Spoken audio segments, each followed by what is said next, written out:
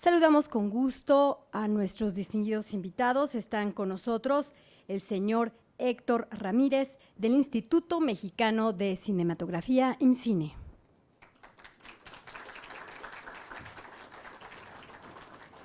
También nos acompaña el doctor Sergio Barrales Domínguez, rector de la Universidad de Chapingo.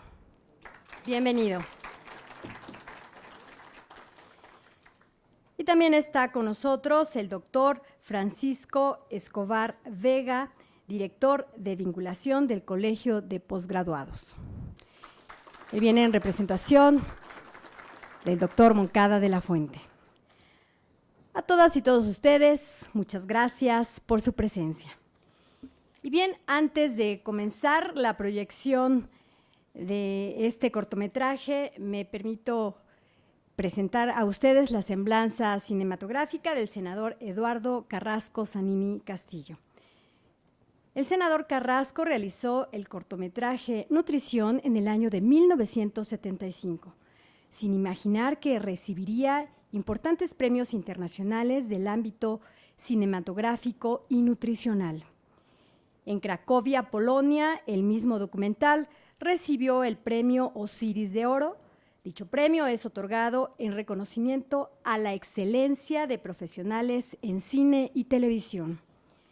En Italia recibió el premio Sergio León. Este premio es otorgado a producciones que aportan algo positivo a la nutrición. En México, el corto también fue galardonado con el Ariel, el cual es otorgado anualmente por la Academia Mexicana de Artes y Ciencias Cinematográficas, reconocimiento a los profesionales de la industria cinematográfica mexicana, incluyendo directores, intérpretes, técnicos y productores.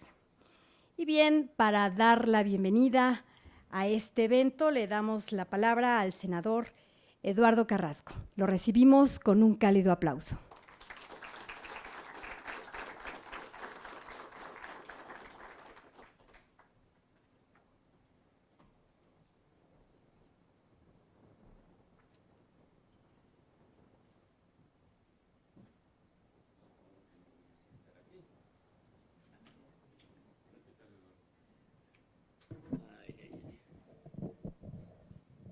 Bueno, pues qué gusto me da estar aquí en una sala de proyección. Hace tiempo que ya no tenía este placer andando como ahora en las cuestiones políticas, ¿no? Pero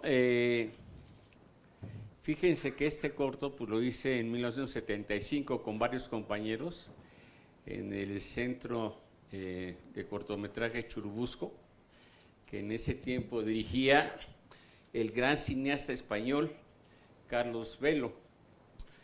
Entonces, un día, don Carlos me dice, ¿por qué no me ayudas? Vamos a hacer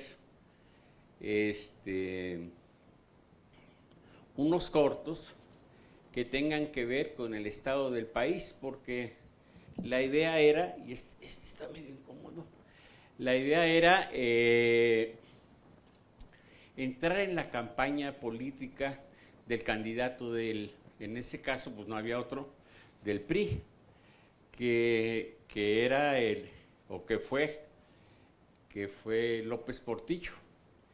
Y el corto lo pedía pues el presidente Luis Echeverría, que un poco la idea era mostrar cómo México estaba en los principales problemas que en ese momento pues aquejaban al país, ¿no? Destacaba, como destaca ahora, digo yo, el problema de la alimentación o del hambre, que para no ponerle un título tan vamos a decir, negativo, le pusimos un título positivo que era nutrición, que fácilmente se pudo haber llamado desnutrición. Pero bueno, en 1975 han pasado pues más de 40 años, ¿no? Algo así, 25 y 18, 43 años, ¿no? Y siendo parte de la Comisión de Desarrollo Rural, de repente, pues sí te preguntas qué ha cambiado, ¿no? ¿Qué ha cambiado de cómo estaban las cosas en México en 1975 a cómo están ahorita en el año 2018? Pues sí ha cambiado, que somos inmensamente más grandes como país, como ciudadanos, pero el problema del hambre y de lo que esto implica, o sea, desde el punto de vista nutricional, pues es peor, porque es más gente la que tiene este problema, ¿no? Y bueno, fíjense ustedes que después de haber ganado pues varios premios, 2 de ellos internacionales, y de haber estado en prensa y de haber estado en... Lo increíble es que el corto no se presentó en México, o sea, en México nadie lo vio, nada más sirvió para ir a festivales y en su caso ganar alguno, pero el cortometraje no se vio en las salas mexicanas ni en las universidades mexicanas, o sea, se metió a la congeladora. Entonces, podemos ver todavía, o sea, también con ese corto, pues las características de la libertad de expresión, que aunque lo que hay que subrayar es que lo había pagado el Estado, ¿no? Y lo pagó muy bien, porque lo hicimos en 35 milímetros, lo hicimos por todo el país, sin ningún tipo de limitación, pero no se exhibió. De ahí, pues también parte de la conciencia de los que hacemos comunicación, o sea, no es lo mismo hacerlo que exhibirlo, y en su caso es más importante exhibirlo que hacerlo, porque pues si no lo exhibes, como si no lo hubieras hecho, ¿no? No sé, a mí me encantaría que se viera, y regresando a una costumbre que teníamos nosotros en los 70s, que era discutir con la audiencia las características del trabajo para hacer una especie de cine debate. A mí me encantaría que reprodujéramos esa experiencia, y si les interesa, que yo creo que el tema da, si les interesa recobrar esto del debate en tanto a la obra cinematográfica. Pues les agradezco de nuevo que hayan venido, y espero que el corto les mueva alguna fibra para tener ganas de discutirlo y de saber más de cómo se hizo, ¿no? Gracias.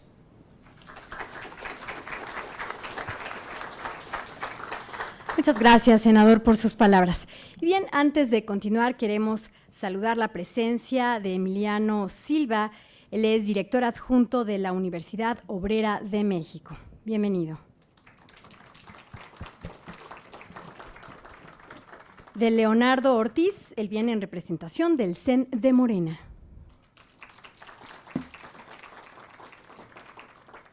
También nos acompaña Héctor Cervera, del Canal del Congreso. Y también saludamos con gusto a los representantes de las organizaciones campesinas que esta tarde se han dado cita con nosotros. A todas y todos ustedes, muchas gracias por su presencia. Y bien, vamos a dar paso a la proyección del cortometraje. Corre video.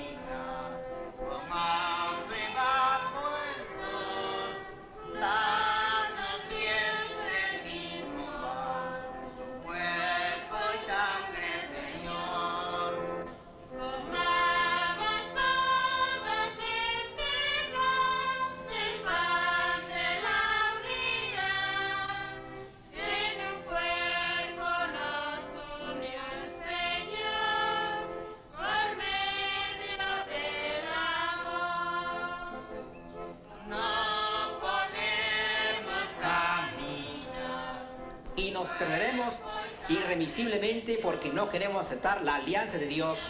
Porque a la fuerza Dios no quiere salvar a nadie.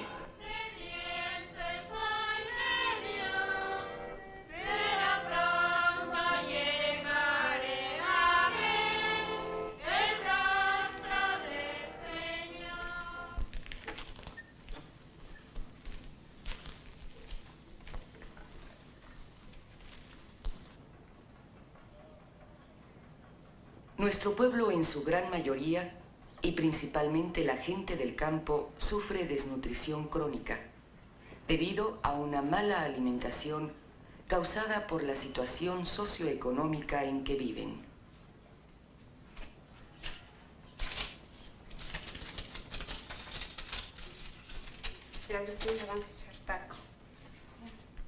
La dieta indígena se caracteriza por un consumo básico de maíz, chile, frijol y a veces nopales y quelites. Tengo 9 hijos, ya voy a tener 10. Tengo 35 años. Mi esposo fue al campo.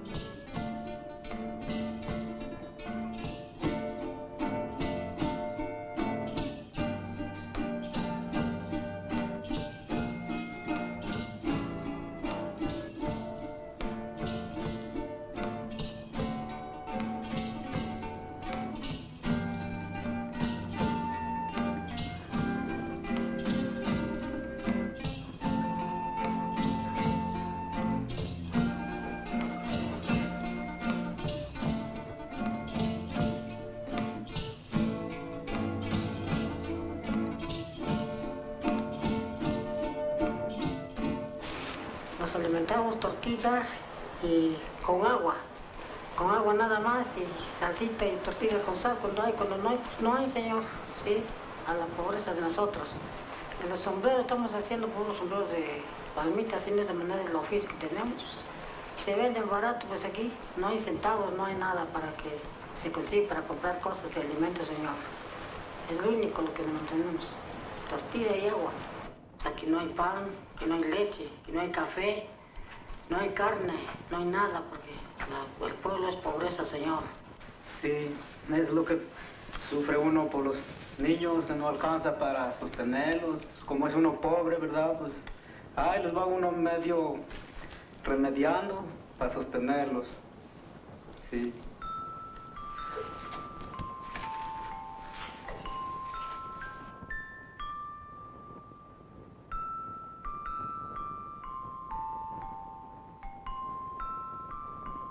La desnutrición crónica reduce el tamaño corporal y la capacidad de trabajo, disminuye la resistencia a las enfermedades y sobre todo afecta la capacidad mental. Ahora fíjate bien, mamá, lo que te voy a preguntar. Guillermo escribe con la mano izquierda porque hace 2 años le cortaron las 2 manos. A ver, Memo, dime, ¿qué es lo que está mal ahí? No sé. Ahora fíjate bien. Guillermo escribe con la mano izquierda porque hace 2 años le cortaron las 2 manos. Dime qué es lo que está mal ahí. Que ya no puede escribir porque ya le cortaron las 2 manos.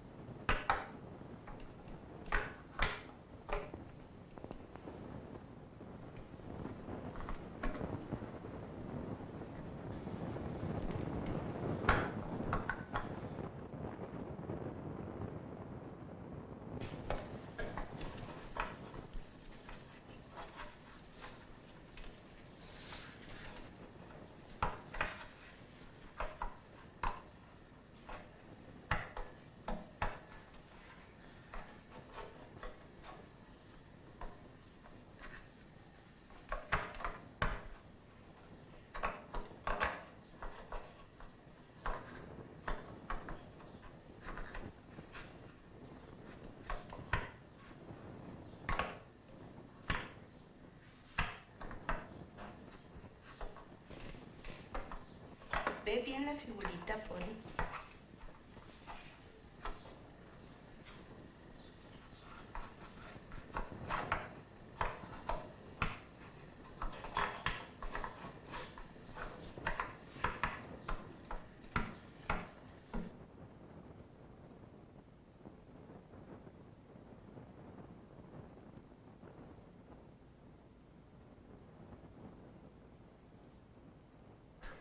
Y nosotros la aspiración que tenemos es de que algún perito mandara a ver nuestros cerros, si se puede hacer algo en mármol, en otras cosas, o cal o yeso, pero el gobierno realmente pues no se preocupa por nosotros, porque el que está caído, cae, el de arriba, arriba.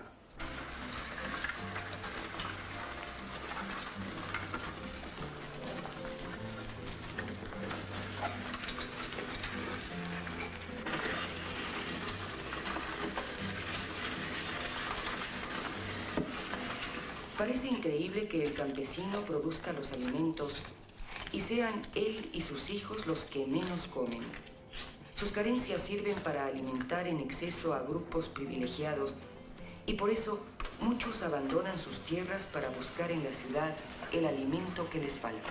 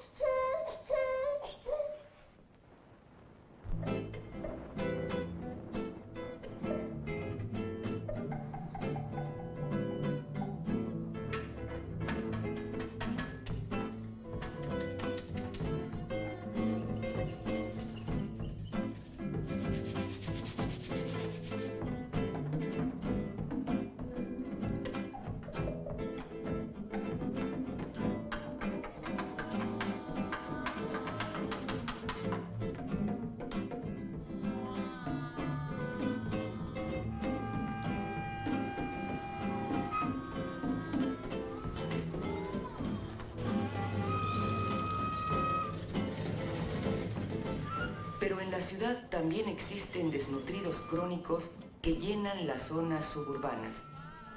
El sueldo es bajo, la familia grande, y aunque comen mejor que en el campo, sus alimentos de origen proteico son escasos y no alcanzan a cubrir sus requerimientos nutricionales.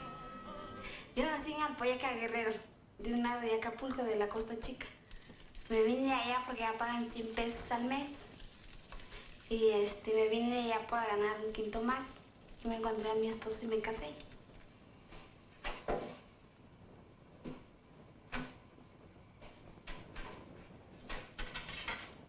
Me gusta tortilla, me gusta sopa, me gusta frijoles, me gusta chile, me gusta carne, me gustan naranjas, me gusta plátano. Mi esposo es obrero, limpiador de calzado. Tengo 2 niños en la escuela y él me arrima todo. Leche, pan, todo. Me da 50 pesos de gasto diarios. Y de ahí compro mis frijoles, la sopa, mis tortillas.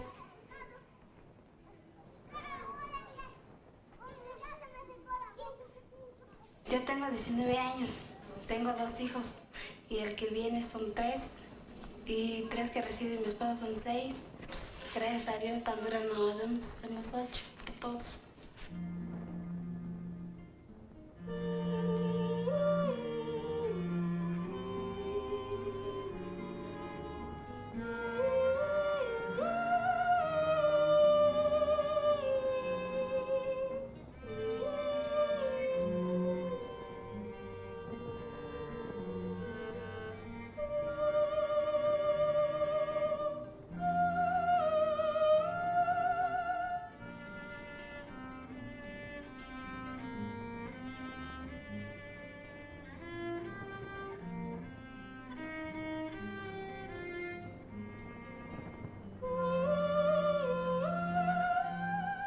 Aquí la desnutrición humana alcanza los más altos grados y nadie escapa a su tortura.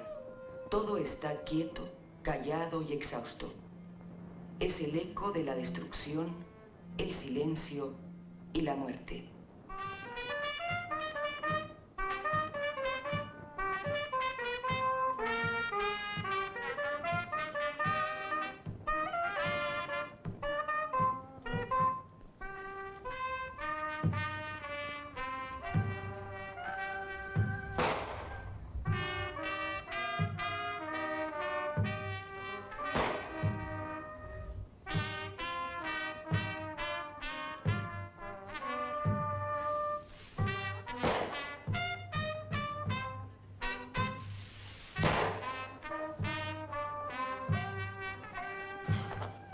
Nuestro colonialismo interno tiene una de sus manifestaciones más crueles en la desnutrición.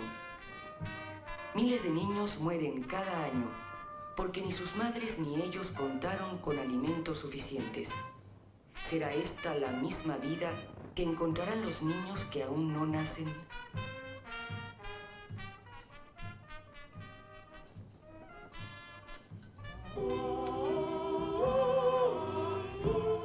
El desarrollo físico, mental, cultural, exigen un mínimo de condiciones nutricionales.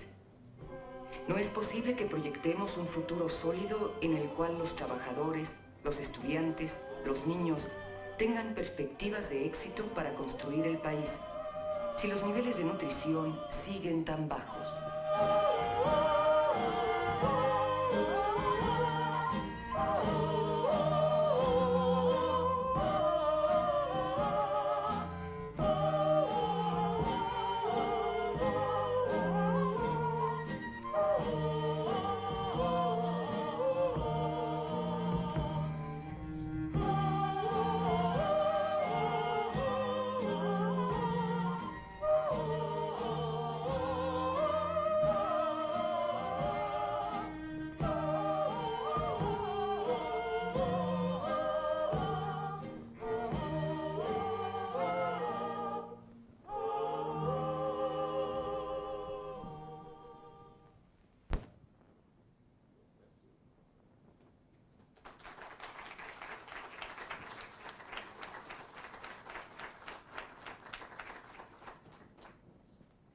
Si nos pueden regalar un poco de luz, por favor. Bien, muchas gracias por la proyección de este video. Bien, a 43 años de la realización de esta producción cinematográfica, podemos ver tristemente cómo muchos datos y situaciones aún siguen vigentes. Y bien, seguimos nuestro programa y damos inicio al debate en torno a esta proyección. Le damos la palabra al senador y cineasta para moderar este bloque. Adelante, senador. Un poco también para provocarlo, ¿no?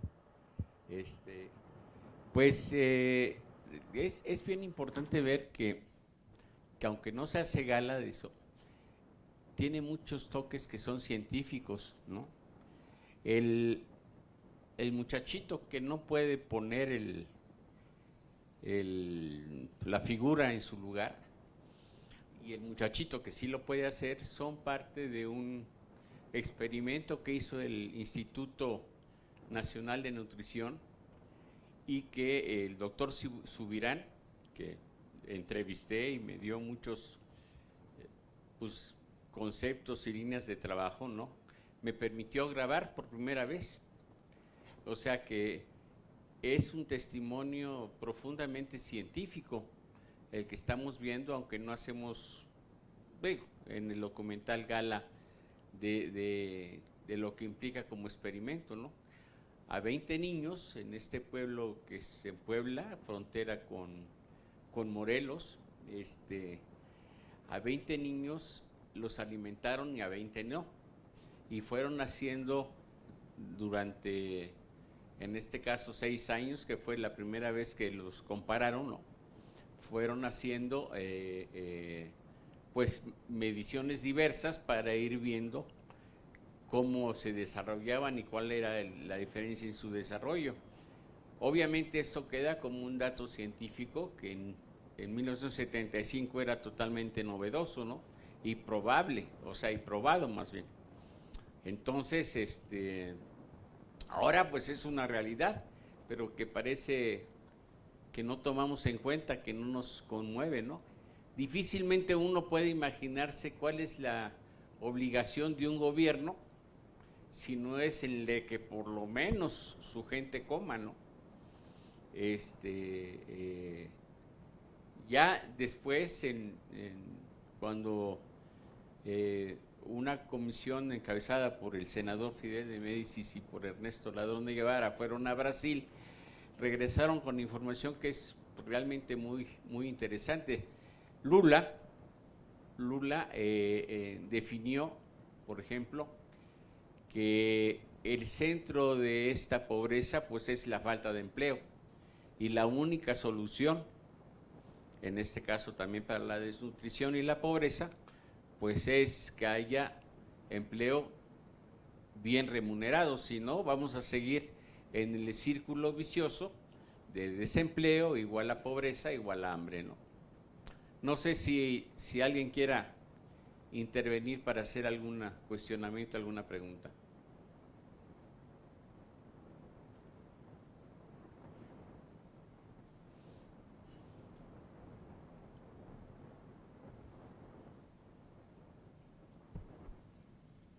Sí, buenas tardes. En esos tiempos, ¿qué tiempo se llevaba editar o qué tiempo se llevaron en hacer el video y poder presentarlo? ¿Y cuál fue realmente la causa de que se llevara a la congeladora?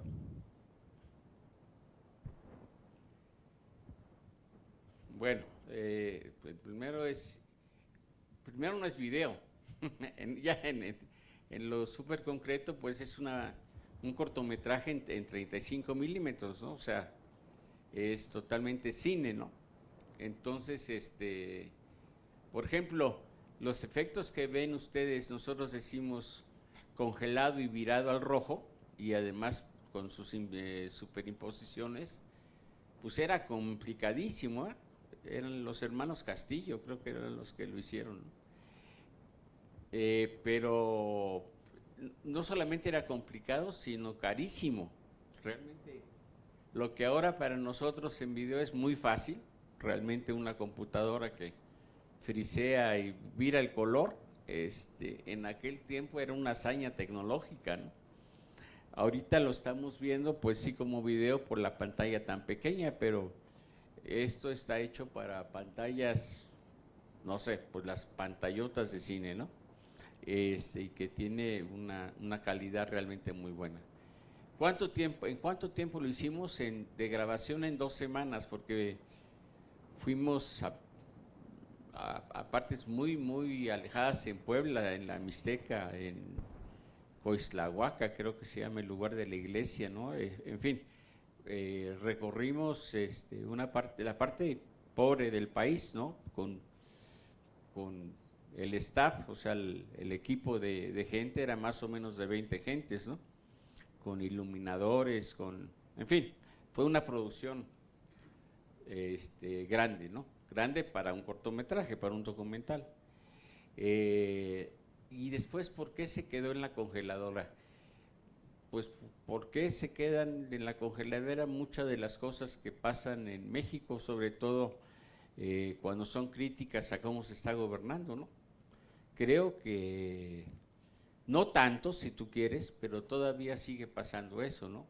O sea, que los grandes problemas, pues el gobierno los quiere tapar, ¿no? Por ejemplo, ahorita, pues, ¿dónde está lo de la Casa Blanca, no?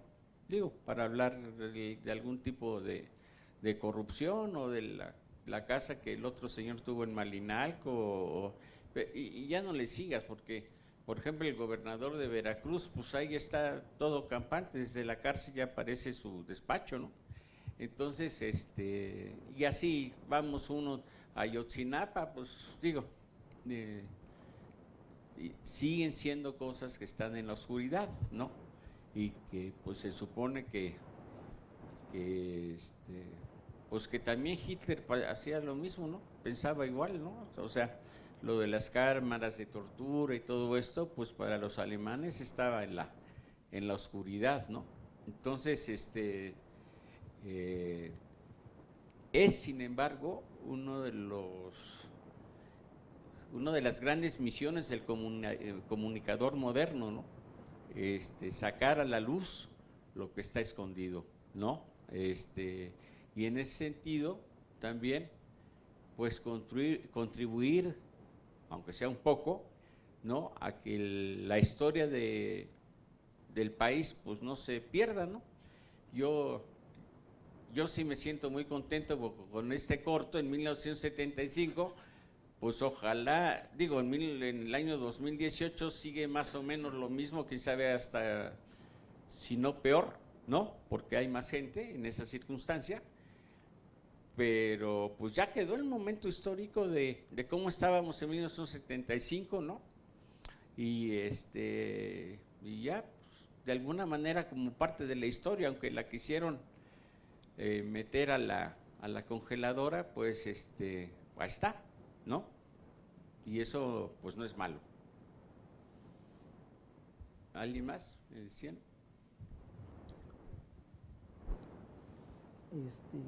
Yo veo, bueno, tengo 3 puntos. El primero es de que es muy acertada esa parte, pero no solamente yo creo que sería generar empleos de mayor remunerados, sino trabajar un poco en la,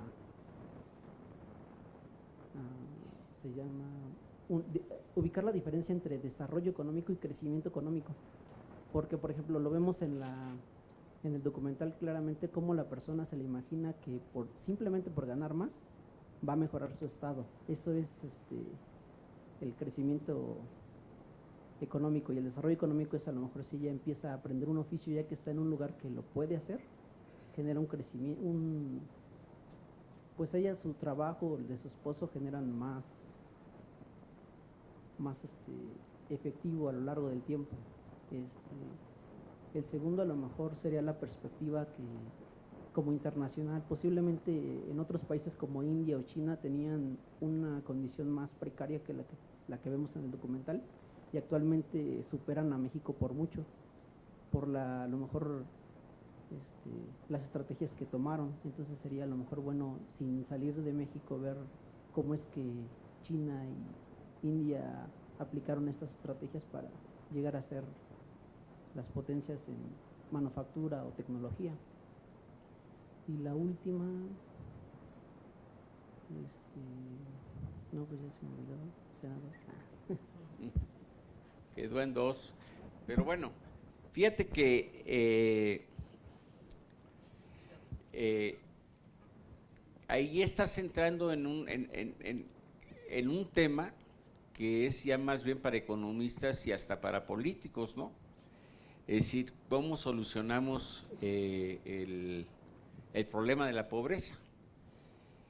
Y yo creo que seguimos en este primer paso, que es la reconocemos y la definimos. ¿Tú te imaginas que si en 1975 1 de cada 10 niños se moría de desnutrición, ¿cuántos se mueren ahorita? O sea, si siguiera siendo el 10%. Ahora, es uno de los temas más preocupantes, porque el niño se muere de diarrea, se muere de tos, ¿no? O de ese tipo de las vías respiratorias. No se muere exactamente de hambre. El hambre es así como una especie de sida que te deja sin defensas, ¿sí? Entonces, es además un enorme problema de las instituciones de salud, ¿no? El hambre debe ser considerada un problema de salud, de política pública de salud. No sé, o sea, es decir, la verdadera solución, según te digo que ha recorrido por todos lados, es el empleo, porque ahí es donde la gente genera su propia fuerza, pues no depende, ¿no? Imagínate que ahorita Y voy a decir una cosa que puede sonar a barbaridad, pero ahora parecería que el Estado, sobre todo el PRI y el PAN, ¿no? Están interesados en que tengamos pobres, porque si no, ¿quién les va a recibir la despensa, no? Entonces, te digo, el problema es complejísimo, pero si además te vas con que los niños que sobreviven quedan tocados de la cabeza, te quedas con la bronca de decir, ¿cuánta gente tenemos en el campo mexicano que no está bien de sus facultades? ¿No? Entonces, ahí entra otra faceta del problema, que es tremendamente dramática. Es decir, ¿y dónde están los gobiernos? ¿Y qué hacen los gobiernos? O sea, yo ahorita, por ejemplo, al único que he oído tocar el tema es a Andrés Manuel, ¿no? En sentido de la insuficiencia alimentaria, ¿no? Pero ¿cómo se llama? En la campaña sí, y después en el gobierno de Peña Nieto, la cruzada contra el hambre fue realmente un venero, pero de demagogia, ¿no? Donde por otro lado se decía que el hambre estaba en las ciudades, o sea, estaba donde ellos no conseguían los votos. Es decir, si este problema, y eso es a donde quisiera concluir en esta intervención, si el problema que es realmente un problema de salud se convierte en una bandera política, me parece que es totalmente inmoral, ¿no? Sí, ¿quién más quería?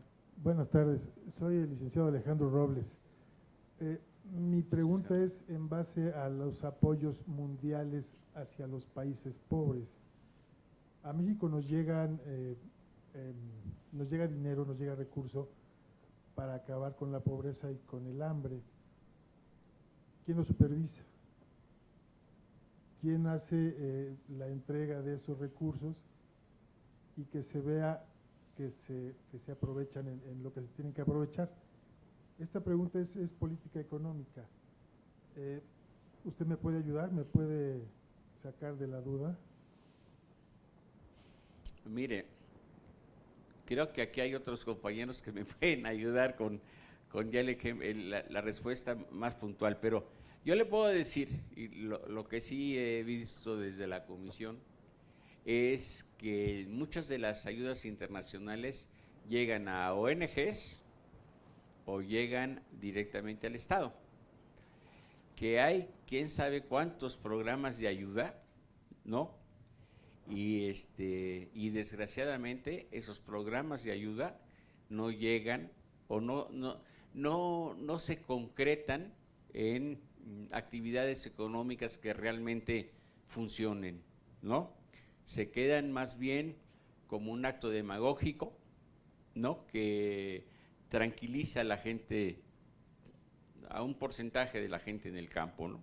O sea, los FAPAS, los Promusac que van a mujeres, en fin, hay los PRIMAF, o sea, son ayudas del Estado, pero que no contribuyen realmente a la productividad, por cómo están planteados, es mi punto de vista.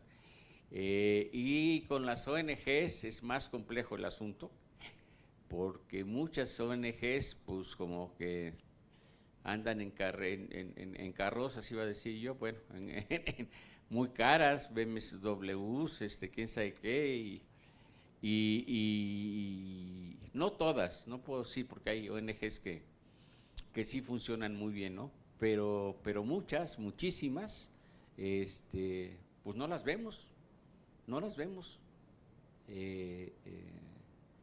Y andan en problemas que no tienen que ver con la alimentación ni con la producción de empleo, ¿no? Que ese sería pues, por donde andaría. ¿Por qué no creamos empleo? Ese es ¿por qué producimos maíz en Sinaloa y no producimos el maíz cerca de donde se consume, ¿no? Por ejemplo, y todos los subsidios o los subsidios importantes están allá y no están en todo el país, y todo el país come, si todo el país come maíz, ¿no? Come tortillas. En fin, aquí hay expertos en tanto a la producción mucho mejores que yo, pero lo que sí puedo decir es que lo que se está haciendo es total y terriblemente insuficiente, ¿no? Eduardo, buenas Sí, tardes. sí, a tus órdenes. Me da mucho gusto saludarte y, bueno, volverme a encontrar contigo después de muchísimos años. De tantos años, sí. Sí, yo tuve la fortuna también de participar en la producción y dirección de muchos de los documentales y cortometrajes que se hicieron en la época del Centro de Producción de Cortometraje de Cinedifusión CEP, que estábamos más o menos en la misma época. Y bueno, quisiera comentar que la enorme y tremenda vigencia que tiene este documental, como muchos otros de los que se hicieron en esa época, efectivamente merecería una difusión importante, porque muchos de los grandes cineastas, y tú lo sabes, de este país estuvieron trabajando en esa época en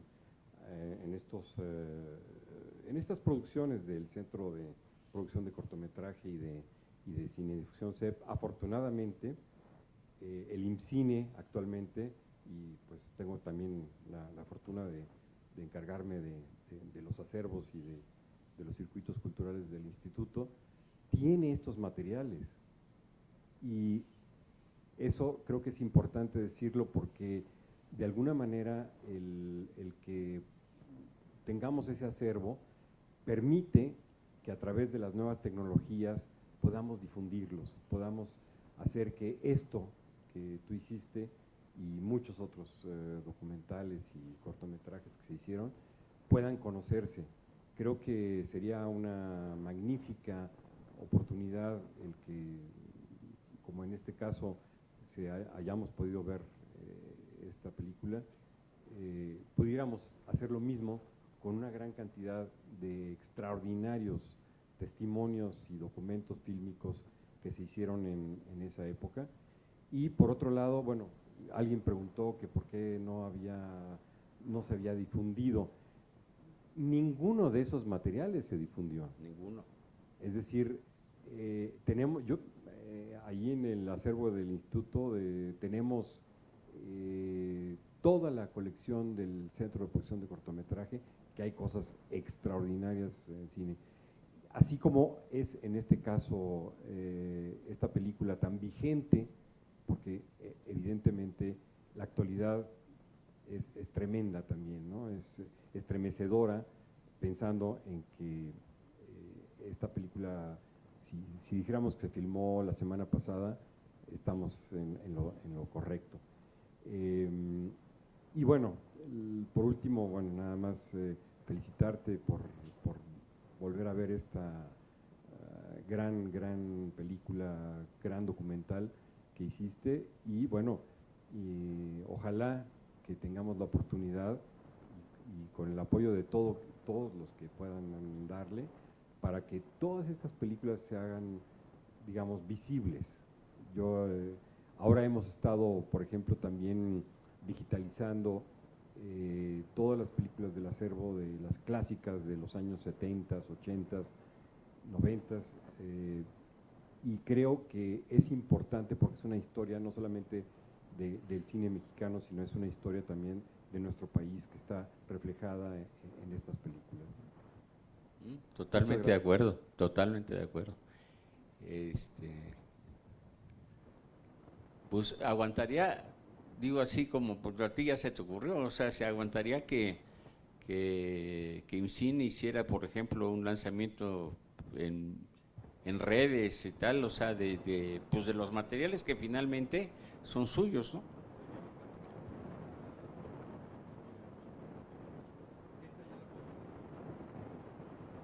Pues, estaría bien como un ciclo de cortometrajes, porque yo me acuerdo que había muchos, había por ejemplo mujeres, las broncas de las mujeres, había educación, había, en fin, temas desarrollados, uno por Paul, por Arturo Van, en fin, Ripstein, en fin, había, creo que en el Ariel competí con nutrición, con una de Arturo y otra de Pole, o sea, por eso ese Ariel me queda, me gusta tanto.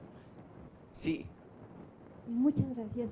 Soy Dinora López de FIAN México, que he trabajado desde hace casi 30 años por el derecho a la alimentación.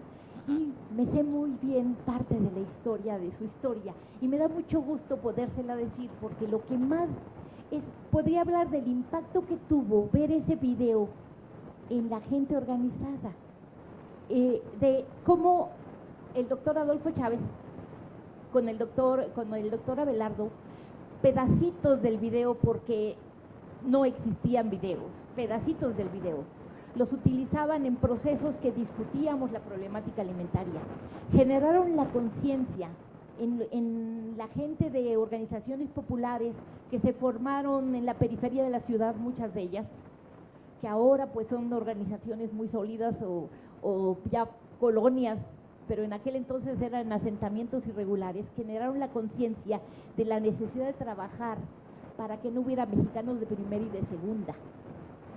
Las políticas que ahorita permiten que haya comedores vienen de esas mamás que aprendieron con ese documental, con el trabajo de usted, con el trabajo del Instituto Nacional de Nutrición, con el trabajo de Úrsula Oswald del CRIM, discutiendo sobre todo el efecto que había de la desnutrición en la población. Impactaron fuertemente en la gente, de tal manera que se decidió apoyar una propuesta del doctor Adolfo Chávez cuando recibió la Belisario Domínguez, la medalla Belisario Domínguez, que dijo que había que legislar el derecho a la alimentación. Y generó todo un movimiento que llegó a ser la primera propuesta ciudadana que se mete a la Cámara de Legisladores en el marco de los 500 años, ya a los 90, después de todos los 80, con toda la movilización de los 500 años, se mete una propuesta social o ciudadana para legislar el derecho para integrar el derecho a la alimentación en la Constitución en el marco de los 500 años, cuando se hace la marcha que se hizo el Consejo Nacional Indígena, que vinieron todos los pueblos indígenas y se reunieron en el Zócalo. Hicimos un tianguis y caminando se metió la marcha con 20,000 firmas en aquellos años. Y es parte de la conciencia que generó el documental.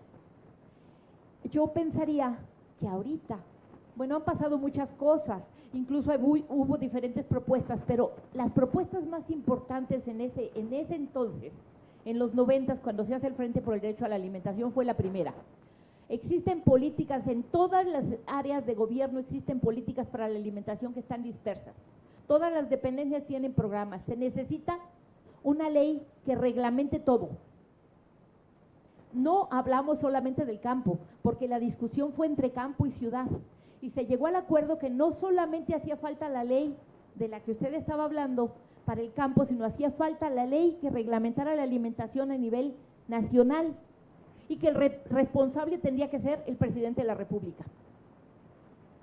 Y llevó muchos años la discusión, y llevó muchos años, se logró integrar el derecho a la alimentación. 20 años después se metió el derecho a la alimentación en la Constitución, y 3 años después se votó en la Cámara de Diputados la primera ley normativa de derecho a la alimentación que la reconocía. Algo que fue muy importante es que este proceso es anterior al concepto de derechos humanos que se manejaba. Hablábamos de necesidades, y como ahorita ustedes hablaban cuando pensaron en el problema, en cómo resolverlo, cómo asistirlo, que siempre nosotros estábamos contra la asistencia porque decíamos, la gente de las organizaciones, somos ciudadanos.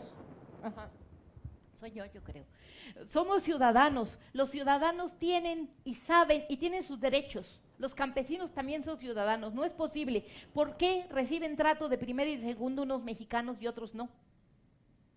Porque no tienen peso a la hora de asignar recursos. ¿Por qué no tienen peso a la hora del presupuesto? ¿Por qué no amarramos y hacemos que el gobierno tenga una responsabilidad con su gente? ¿Saben por qué? La alimentación desde el ámbito femenino. Lo que es del ámbito femenino valió madres. Porque en la esfera pública no nos juntamos para discutirlo y resolverlo. Entonces, ese es el problema real. La alimentación es el eje para resolver esto. Y la alimentación pasa porque las personas nos supiéramos alimentar. Y eso nos lo enseñan en la casa o en la escuela. Y no existe dependencia en este país que te enseñe a alimentarte. Y no existe autoridad responsable de que los mexicanos coman. Es su problema. Y entonces ha habido una serie de cosas. La primera, el conocimiento de derechos humanos. La segunda, la cuestión de género, que vinieron a poner como ojo en la agenda. Pero todavía la agenda no queda clara, porque además los que más hambre padecen son los campesinos, o los campesinos que vinieron a vivir a la ciudad, como vimos en este caso, que es perfectamente vigente. Yo quisiera que, como una propuesta adicional, además de lo que me falta poquito por concretar la idea, es que quisiera que después del 1 de julio, invitarnos nosotros a que, ojalá y que, como proponían, se puedan hacer versiones accesibles de este documento y de otros documentos, y que generemos mesas de reflexión, donde volvamos a ser responsables de lo que está pasando. Porque además en México la gente se sigue muriendo de hambre, pero otros nos estamos muriendo de sobrepeso y obesidad por comer basura. Y ese problema desde los 90 estaba claro, desde que las prioridades se pusieron, el negocio de la alimentación va por encima, ¿no? Y la producción. Entonces tenemos que volver el ojo a los sistemas alimentarios sostenibles. Y no solo eso, yo insistiría, la propuesta de ley que se aprobó en aquel entonces será perfectible ahorita, a lo mejor, si se da un congreso que tenga cierta fuerza. Los invito a que discutamos sobre el tema de la alimentación. La alimentación debe tener como fin último que comamos bien y que comamos saludable. Y para eso se necesita agua, para eso se necesita pequeña producción sin agroquímicos, se necesitan las semillas, se necesitan una serie de temas que son fundamentales, reservas de alimentos y demás. Para eso se necesita que la producción tenga con qué producir, cómo producir. Sí, cuando haya apoyo para el campo, cuando haya proyectos para mujeres, cuando haya, una serie de cosas, el hambre no es un factor, no es un salario. Unos producen sus alimentos. ¿Por qué no esos pueden producir y vivir con dignidad? Porque nosotros no pagamos lo justo, y no pagamos lo justo porque no ganamos lo justo, y todos nos escudamos entre todos. Entonces necesitamos replantear el país y volver a discutir entre todos como se discutían en los 90s. Y se discutían en los 90s porque hubo personas que en los 70s trabajaron. Recuperemos esas cosas, discutámoslos, y de veras los invito a que discutamos eso, y de menos léanse por ahí la minuta que recibió el Senado para legislar el derecho a la alimentación como derecho humano. Reconocía las obligaciones del Estado. Hay obligaciones, no es cuestión de asistencia social. Y hay que evitar que los programas sociales se utilicen de manera clientelar. Es todo un proceso que no tuvimos capacidad, porque somos unos cuantos, parece que nos sentimos testigos de Jehová queriendo convencer al mundo, persiguiendo a la gente, cuántas visitas, cuántas veces, para encontrar un legislador que entiende el problema, y el legislador que entiende el problema sucede que es el que tiene las mayores demandas y no es capaz de trabajar más allá. Entonces necesitamos ciudadanía consciente, ciudadanía que entienda los problemas a profundidad. Y mis felicitaciones al senador, y de veras pensémoslo bien, tenemos una responsabilidad como ciudadanos. No es posible que se siga muriendo personas en nuestro país cuando estamos con toda la posibilidad como ciudadanos de poner el dedo en el renglón y exigir que se corrija. Muchas gracias.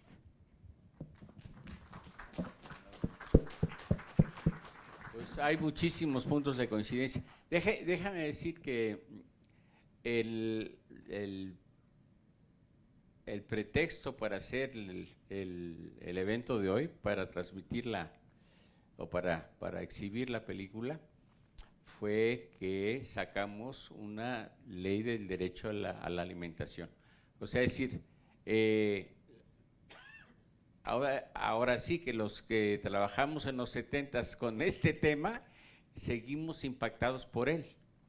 Seguimos conscientes de que, fíjate que sí está gruesísimo eso de que uno de cada 10 niños se muera de hambre.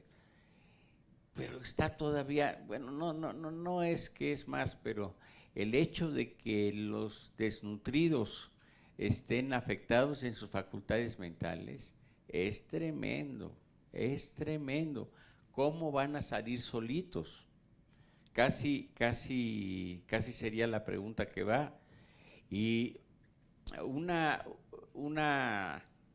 hace un año y medio, fui a Oaxaca, ¿no?, a hacer un trabajo en relación a una organización campesina, a las mujeres de la organización campesina. Y hubo una que definió el problema también ya, digo, desde mi punto de vista, de cómo se ve o cómo es ahorita ese problema, el problema de la pobreza, ¿no? Y dijo, la pobreza tiene cara de mujer. Fíjate, digo, es poético la definición, la pobreza tiene cara de mujer, pero si te pones a pensar un ratito, tiene toda la razón. Las mujeres son las que más la sufren, la padecen o la enfrentan. O sea, porque no nada más es de llorar, ¿no? La mujer como el centro de la familia, ¿no? La mujer sola. Entonces, sola y bueno, aquí por lo menos vimos a una señora que su esposo era obrero, según ella, cuando realmente era bolero, ¿no? Obrero del calzado, ¿no? Entonces, pero bueno, por lo menos, aunque él también le trajo 3 hijos nuevos, ¿no?, que ella no tuvo, pero bueno, estaba la pareja. Ahora, las mujeres están solas, bueno, muchísimas, ya no voy a decir la mayoría porque no sé, no tengo el dato, pero ¿cuántas mujeres se encargan de enfrentar solitas la pobreza y la desnutrición y el problema de los hijos, ¿no? Porque, en fin, estamos frente a un enorme problema desde mi punto de vista de gobierno, donde todos debiéramos participar, no solamente, ¿cómo se llama?, criticando, sino también trabajando, ¿no? Es decir, a mí eso de repente las empresas que donan alimentos para realmente bajar impuestos, ¿no? O sea, en un mecanismo ahí medio cruel, ¿no? De que, oye, también por ahí te estás aprovechando del hambre para bajar impuestos, ¿no? En fin, ahí está, te digo, la ley que sacamos, también para discutirse, pero pues que se discuta, que esas leyes no se queden arrumbadas, no se queden como el documental congelado, ¿no? Y que las leyes sean una exigencia social. Vamos a entrarle a definir las responsabilidades del Estado, lo que me decía el compañero. Bueno, hay apoyos internacionales, ¿dónde están? Que se legisle, que se transparente, que se hagan públicos. O sea, y ahí te la llevas. O sea, es decir, que la sociedad no se quede vacunada contra el tema del hambre. Como no tengo hambre yo, pues me vale sombrilla, no veo los que tienen hambre a mi lado, ¿no? Por un lado, pues no nos va a pasar también como nos está pasando ahorita con la guerra que hay entre sicarios y no sicarios, y se mueren tal, y nosotros ya mejor no vemos, no oímos, no opinamos, porque ¿qué podemos hacer, no? Yo creo que pues en nuestras manos está hacer algo, ni modo, ¿no? Pero el problema del hambre es todavía más duro, más profundo, más mexicano, o sea, más nacional, que el mismo problema de la violencia, ¿no? Porque estamos afectando a quien no se puede defender, hombre. O sea, un niño, ¿qué chingados puede hacer un niño para defenderse, no? Y nosotros como sociedad, pues sí tenemos una responsabilidad, ¿no? ¿Alguien más, perdón? Sí. Buenas tardes. Ajá. Indignación, educación, conciencia, justicia. Mi participación la quiero sintetizar en esas 4 palabras. Indignación. Nosotros venimos representando también algunos centros educativos y creemos que a veces lo que nos hace falta en las clases es dar clases de indignación, que la gente aprenda a indignarse por las condiciones de vida que enfrenta el país. Con imágenes como las que acabamos de ver, indigna a la sociedad, indigna al México que estamos viviendo, indigna un retrato de los años 70, cuando podríamos decir que para México se estaban viviendo condiciones económicas más favorables que las que enfrentamos en el siglo XXI.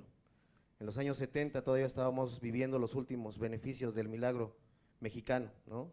Una etapa de crecimiento, de auge rampante de la economía mexicana, donde todavía teníamos un Estado que tenía un interés mínimo, pero un Estado que participaba en la alimentación de la población, no sé, a través de tiendas como Conasupo, a través de asistencia para el campo, que eran dádivas y políticas paliativas, pero había una intención.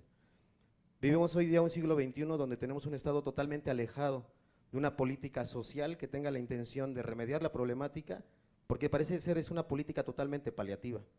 Te vamos a dar de comer para que el pobre no se me muera de hambre, pero no estoy generando actividades laborales, fuentes laborales, no estoy generando educación, no estoy construyendo aquellas bases que puedan atender la pobreza per se para mejorar las condiciones alimentarias. En mi participación me gustaría también hacerle un exhorto, porque sí, ese retrato que nos acaba de mostrar, que es muy crudo, que nos indigna, al menos a mí eso me genera, se tiene que actualizar. Mi exhorto es hacia usted, a que nos ayude a actualizar este tipo de imágenes. ¿Por qué? Porque hay una serie de agravantes que hoy día hacen la problemática de la desnutrición aún mayor, porque ahora tenemos un país que está rankeado en los primeros lugares por sus problemas de sobrepeso y de obesidad. Entonces ahora tenemos gente con sobrepeso y obesidad que vive la desnutrición también, con sobrepeso y obesidad desnutridos, pero con este sobrepeso ahora con diabetes, hipertensión, problemas hepáticos, renales, es decir, la problemática se ha agravado. Ajá. Y en esta problemática que se ha agravado, ahora tenemos una política de Estado que pondera la política económica sobre la política social. Yo a veces, compartiendo las aulas con algunos de mis alumnos, no sé cómo explicarle, o me cuesta trabajo explicarle, decirle a un alumno que vive en un país que rankeado económicamente está posicionado, depende del indicador, entre la economía 10 y la economía número 15. Pero después de que le digo que estamos entre la economía número 10 y la economía número 15, le tengo que decir que su país tiene la mitad o más de la mitad de su población en la pobreza. Que aparte de que tiene la mitad de su población en la pobreza, el 20% de ellos viven en pobreza extrema, que es esa pobreza alimentaria. Nosotros podemos levantarnos con nuestra pobreza preocupándonos si me va a alcanzar para unos zapatos o no, pero hay millones de personas en este país que despiertan preguntándose si van a comer o no van a comer. Y si van a comer, habrá que ver qué van a comer. Porque hay comunidades, hablaban de las comunidades indígenas y la compañera no me va a dejar mentir, que es más fácil que llegue Coca-Cola a que llegue agua. Que es comunidades donde es más fácil que llegue la comida chatarra a que tengan alimentos como maíz y frijol. Este problema tiene muchas aristas, me sumo a los comentarios de los compañeros que me anteceden en la palabra, y una de esas aristas también para nosotros es la educación. Los mexicanos no nos sabemos alimentar, perdón que generalice, pero no nos sabemos alimentar. Llenarnos no es estar nutridos. Me quedo con una frase del video de usted que me agrada, porque creo que es muy cierta. El hambre genera rebeldía, pero la desnutrición genera pasividad. Para que podamos cambiar las cosas, los actores protagonistas de esta problemática deben de accionar también. Pero si tenemos estos problemas que usted hace hincapié en los problemas que generan en la cuestión mental, tenemos gente desnutrida, que a veces no alcanza a entender las condicionantes adversas en las que se encuentra.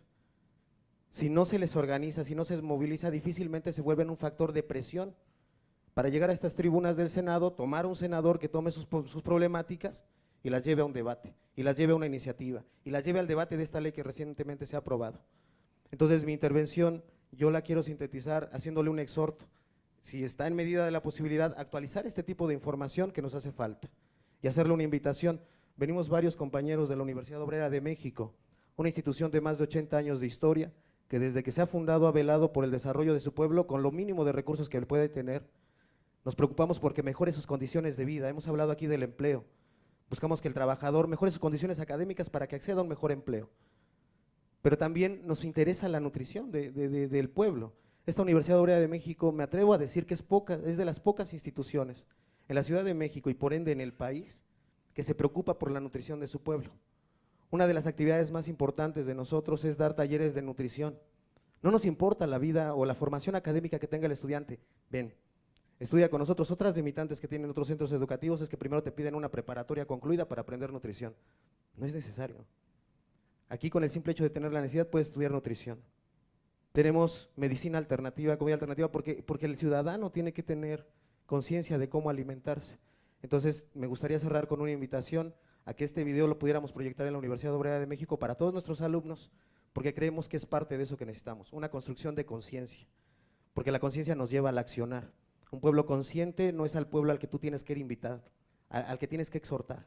Un pueblo consciente por sí mismo grita justicia. Ajá. Y creo que necesitamos y merecemos justicia alimentaria en este país.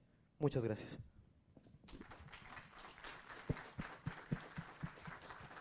No, definitivamente tienen una copia, ¿no?, para transmitirla cuando o para exhibirla cuando lo crean necesario, ¿no? También en Chapingo, yo creo que les va a interesar. Ok, sí. ¿Qué tal, senador? ¿Cómo está? Su Bien, servidor bien. Leonardo Ortiz, amigo, colega suyo. De antemano, pues agradecer la invitación de su parte para estar aquí presente en esta gran propuesta de iniciativa de ley. Conozco su trabajo que, híjole, sí estoy un poco indignado, a hacérselo saber, en el tiempo que usted estuvo como senador, bueno, que hasta que sigue estando como senador. Sin embargo, presentar una iniciativa en los pocos días es muy meritorio. De antemano, felicitarle en ese sentido. Yo empezaría con un comentario muy importante que usted hizo alusión a mi jefe, totalmente, Andrés Manuel, pero yo lo traduciría en becarios sí, sicarios no. Y siempre es una propuesta que trae en mente, que lo trae como discurso, porque estamos convencidos totalmente que los niños y las niñas y adolescentes de nuestro país merecen totalmente ese respaldo. Iniciativas como esta justamente están haciendo un parteaguas en nuestro Estado mexicano. No omitiendo precisar que justamente los programas que hemos escuchado, Cruzadas contra el Hambre, y que han sido un desfalco total al gobierno, bueno, a nuestro pueblo, en donde han tratado de maquillar presupuestos que han costado muchísimo esto. Sin embargo, hacerlo ahora en una iniciativa y presentarlo al Congreso es una parte totalmente importante, y que ahora pues sabemos de los legisladores de Morena, PT y así como todos los compañeros que están del PES, que están en esta suma, creemos que se va a dar un impulso mayor a este tipo de iniciativas que van a ser en pro de los mexicanos, sobre todo con la niñez. Es de carácter intrínseco hablar que es de alimentos, salud y educación, porque justamente en el cortometraje veíamos cómo se configuran estos tres factores. Sin alimento no hay educación, y sin esto tampoco habrá en consecuencia salud. Yo creo que es una iniciativa muy importante que se debe de seguir impulsando, y que de alguna forma usted como precursor de esta iniciativa y todos aquellos que están detrás de esta labor, pues debe de ser imperante para el Estado mexicano, porque ya basta de tantas cuestiones políticas que van en pro de unos cuantos, ya basta de un absolutismo que siempre está en contra de los mexicanos. Nosotros estamos luchando justamente por crear nuevas instituciones en pro del pueblo. Senador, pues mis sinceras felicitaciones y estamos al pendiente de todo lo que está para el Estado mexicano. Gracias. No, hombre, gracias. Pues me parece que fue un debate interesante. ¿Quiere hablar? A ver. El rector de la Universidad Autónoma Chapingo, que tiene mucho que ver en el tema. Yo entendí que como me mencionó, pues hay que opinar.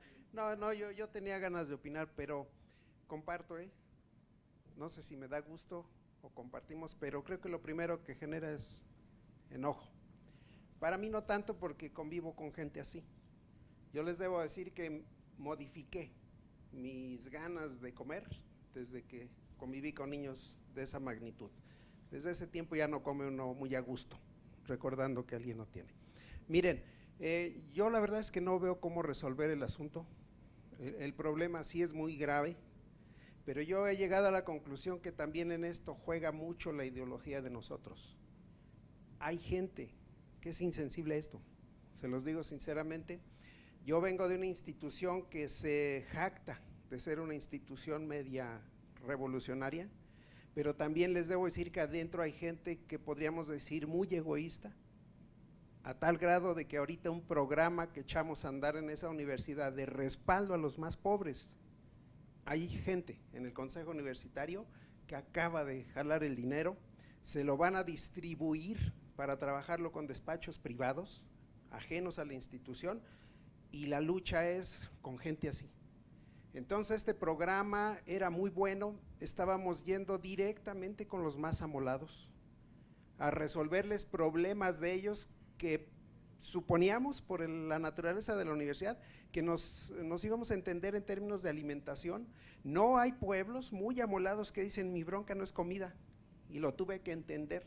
¿Cómo que no es comida, cuate? Te llevamos semilla, te llevamos asesoría, te vamos a dar cursos de nutrición y que diferencien entre comer y nutrirse.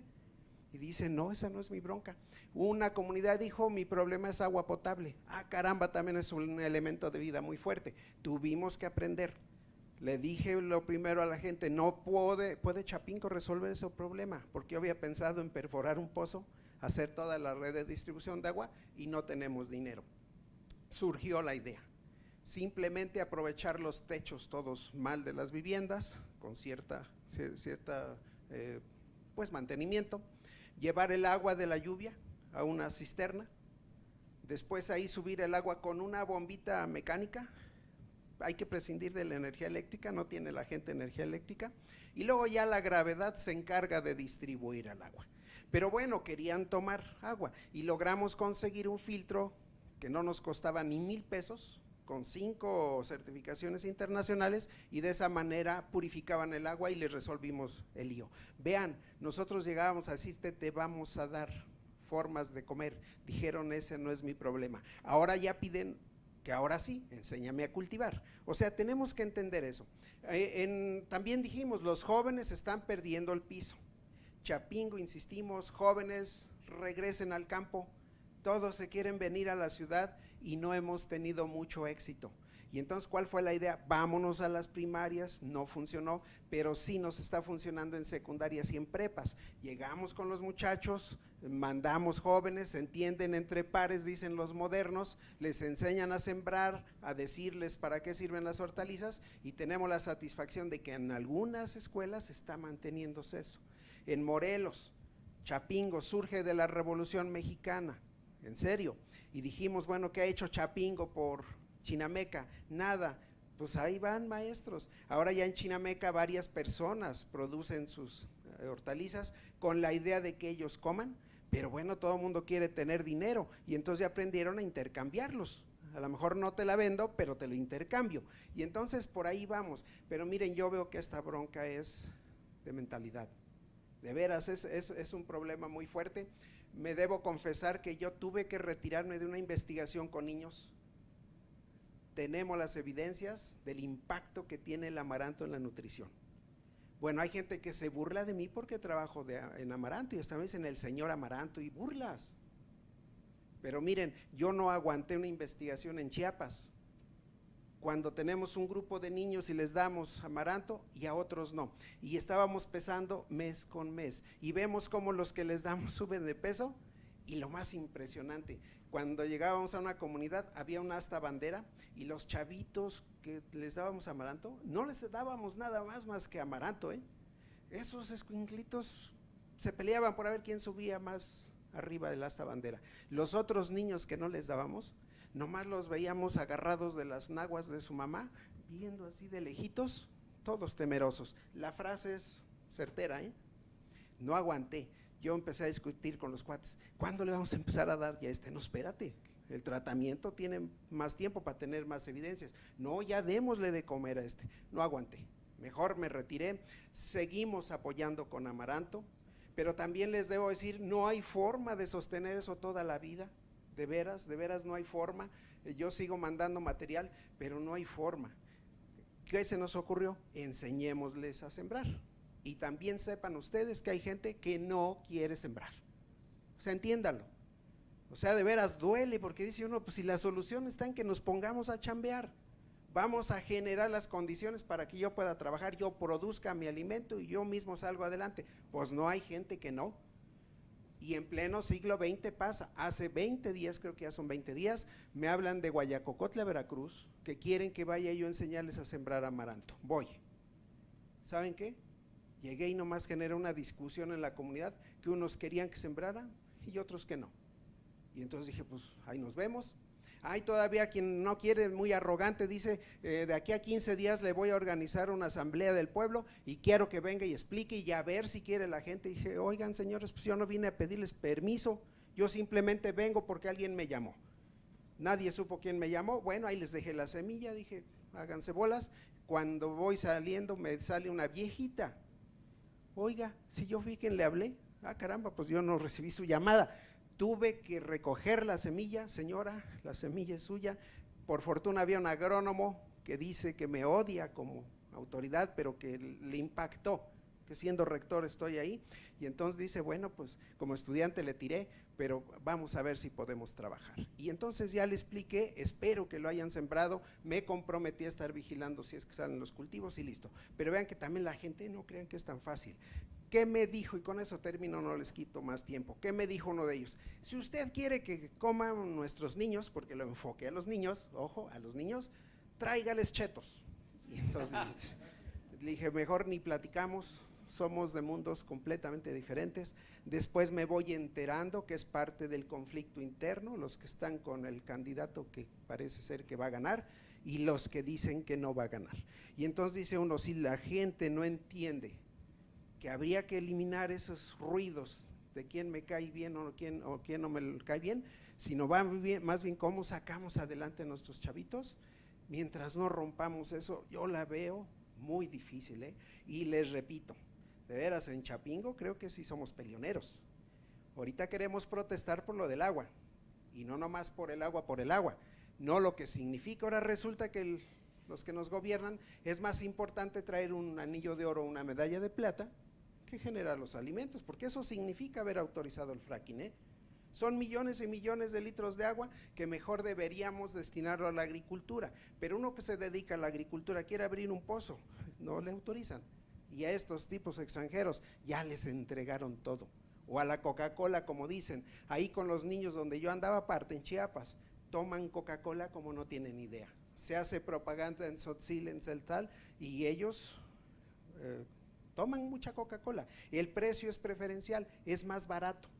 En esa zona el agua es más barato, según esto, a cambio de que la Coca reconoce que está llevándose el agua de una laguna muy importante y muy bonita de por allá. Entonces ese es el México.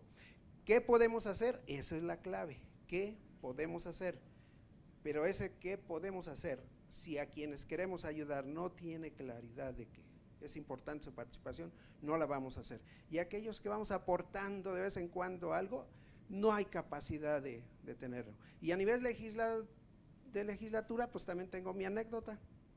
En 2010, nosotros allá en la Cámara de Diputados trabajamos esta propuesta. ¿Cuál fue la primer rechazo que tuve? Le dije a uno de los compañeros que ya tenían tiempo asesorando, oye, ¿cómo vienen trabajando el derecho a la alimentación? Dice, hay mucho trabajo, es un trabajo, a mí me dijo que eran de 20 años, les hablo del 2010, 20 para atrás. Digo, oye, ¿y por qué no convocas a la gente? La reunión que tuve con ONGs y grupos así, la primera fue un reproche. Ustedes nomás nos engañan, ya no les creemos, una bola. Oigan, pero espérenme, todavía ni me conocen, ¿no? Entonces le entramos, hicimos 2 foros y sorpresa. Me manda a traer un par de diputados, no quiero decir el partido, y dice, párele a esa cosa. ¿Por qué? No estamos de acuerdo en darle de comer a gente floja, que no, o sea, le digo, ¿cómo? Sí, ellos se interpretaban que íbamos a hacer millones de comedores públicos donde iban a ir a comer gratis.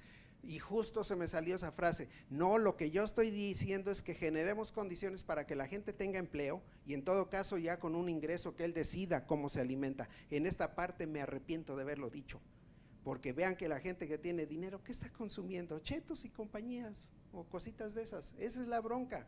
Prefieren ahora una comida mexicana altamente nutritiva, más bien prefieren no comerla y van sobre una pizza, sobre una hamburguesa. Entonces son cuestiones culturales muy de fondo. Esos diputados me dieron la instrucción, párele. ¿Saben qué hicimos con Jesús? Ya no me acuerdo su apellido de Jesús. Dijimos, seguimos trabajando, pero que no se sepa, y les dejamos ahí todo el documento. Al último, qué bueno que la siguiente legislatura, yo no sé qué sucedió ahí, pero la siguiente legislatura le entró y la aprobó, pero pregúntense si ya está aprobada. No, entonces en el fondo ahí está el problema fuerte, porque la bronca la tenemos, de veras, y sí duele ver chavitos. Ahí a veces piensa uno en ese expresidente Fox que decía, más vale no leer para no sufrir, porque ahora que sabemos cómo le impacta a un niño la falta de alimentos de pequeño y que eso le va a repercutir al final de su vida, el ver cómo los niños se atascan de puros chetos y todos esos conservadores químicos y saborizantes artificiales altamente cancerígenos, y ahí no están dando el mensaje, y sin embargo las mamás siguen dándoselos, ¿sí? La coca, en fin, no, esto no es tan sencillo. Yo como agrónomo me siento frustrado. Como fitomejorador tengo variedades, no es fácil lograrlas, ya las tengo, se las entrego.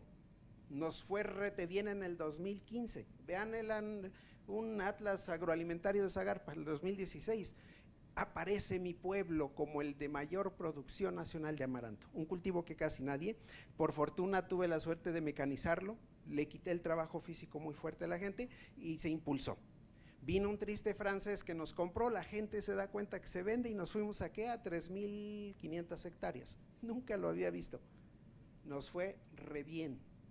Pero ¿saben cuál es mi frustración? Ver cómo mis compañeros sacaron mucho dinero y nomás iban a gastárselo en el Oxxo, en Nescafés que son de mala calidad, lo que venden ahí, en puras Coca-Colas, en puras papitas, y entonces dije, no, sáquense a la goma. No entendieron el asunto de fondo, te lo traje para que alimentes a tus hijos. Y no, entonces ahí, mientras los medios de comunicación estén en manos privadas con otro tipo de rollos, no vamos a lograr generar la conciencia entre la sociedad. Pero eso no significa, ni me vayan a interpretar que no hay que hacer nada, no. Nosotros seguimos haciendo las cosas, estamos ayudando a sembrar a la gente, sí nos vamos por el lado de la alimentación y estamos siendo pretendemos ser muy certeros en que se diferencie muy bien el crecimiento y el desarrollo, y también que se diferencie muy bien lo que es alimentarse o nutrirse. Digo, más bien comer o nutrirse. ¿Por qué? Porque el niño que come chetos se le está comiendo, qué bueno, pero se está nutriendo, ahí está la duda. Entonces, pues muchas gracias. Chapingo creo que anda metido, no todos, les insisto, hay gente que también piensa que esto es una especie como de selección natural y que solamente sálvese el que pueda. Pero no, yo creo que no. Yo creo que esto tenemos que ir hacia una cuestión de conciencia, y entonces si ya aparentemente logramos concientizar a la mayoría y alguien decide tomar el rumbo de no alimentarse, bueno, digo, de no nutrirse, pues ese es su rollo, su gusto, ¿no? Pero ahorita tenemos esa deuda. Ojalá algún día hablemos de diferentes cifras, pero el problema está muy grave allá afuera.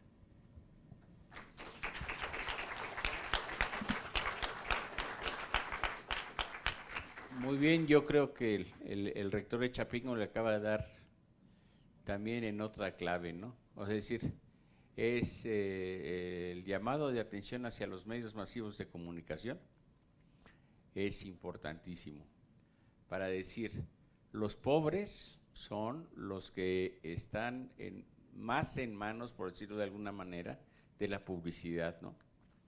O sea, lo que hagan los grandes consorcios para anunciar papitas, chetos, Coca-Colas, etcétera, etcétera, pega más en los que tienen menos información. Están hechos para la gente humilde, ¿no? Y sobre todo desnutrida, o sea, si ya no les funciona bien, entonces la publicidad entra más fácil, ¿no? Es otro de los grandes enemigos que tenemos, la publicidad, ¿no? Me decía una compañera del campo morelense, me decía, es que la Coca-Cola ya no es la chispa de la vida, es la chispa de la muerte, ¿no? ¿Cuándo vamos a empezar a hacer nosotros comerciales de ese tipo? Por ejemplo, queda clarísimo el ejemplo del tabaco, ¿no? ¿Cómo logró el Estado mexicano y en general la mayoría de los gobiernos del mundo sacar un vicio adictivo tan pesado como el tabaco, ¿no? Quitarle la publicidad al Marlboro de los coches Fórmula 1, quitarle, de todos lados se prohibió que se anunciara el tabaco, ¿no? Y nosotros no podemos quitar a la Coca-Cola, o a las Maruchan, o a las Sabritas, o a las tal, o sea, es decir, y no las podemos quitar de los patios de deportes de las escuelas primarias, ¿no? Que es poner la kriptonita en medio de los niños, ¿no? Entonces, por eso decía, señor rector, yo creo que la sociedad tiene que participar. Hay una canción que a mí me gusta mucho que se llama La respuesta está en el viento, de Bob Dylan, ¿no? Y una de sus frases dice que hay que perder la costumbre que tenemos de al ver problemas voltear la cara, ¿no? O sea, no verlos. ¿Qué es lo que nos está pasando? O sea, realmente estamos viviendo en una sociedad donde preferimos no ver los problemas a entrarle a resolverlos, ¿no? Y de repente la protesta, y voy a decir otra cosa medio difícil, se está volviendo un negocio, ¿no? Antorcha campesina, ¿no? Pues creo que te cobran no sé cuánto por hacerte un bailable con las señoras desnudas, ¿no? Aquí en Reforma, si quieres protestar, ¿no? Y así, o sea, manifestaciones, tal, que ya son una forma de vida para ciertas, pero que no tocan los problemas realmente centrales de lo que estamos viviendo, ¿no? Como país, ¿no? Digo, lo de Trump y lo de cómo es posible que estén separando a los niños de los padres, ¿no? Y pues nosotros no hayamos hecho como mexicanos una manifestación, pues no sé, en Paseo de la Reforma, pero de unos 2 o 3 millones de gente. ¿Cómo nos podemos dejar agredir así por un loco, no? En fin, yo digo, y para cerrar, independientemente de que me gustó mucho el que me dijo que hay que actualizar, al compañero que me pidió que actualizara el problema de la nutrición ahorita, ¿no? Que yo creo que es muy razonable, que sigamos haciendo trabajos de este tipo en general y que sigamos hablando de, ¿no? Ahorita estamos hablando de los problemas de las campañas como si realmente fueran problemas cuando no lo son, ¿no? Si es cierto que este señor se robó quién sabe cuánto dinero, pues que lo metan al tambo, ¿no? Pues ya es una denuncia pública, pero en fin, yo les agradezco infinitamente su presencia. Me gustó mucho que este debate se extendiera, tal vez ya está un poquito más allá de lo necesario, pero estamos a la orden y si quieren que el cortito lo pasemos en sus lugares, pues nos hacen una llamada y nosotros se los prestamos inmediatamente, ¿no? Muchas gracias y buenas noches.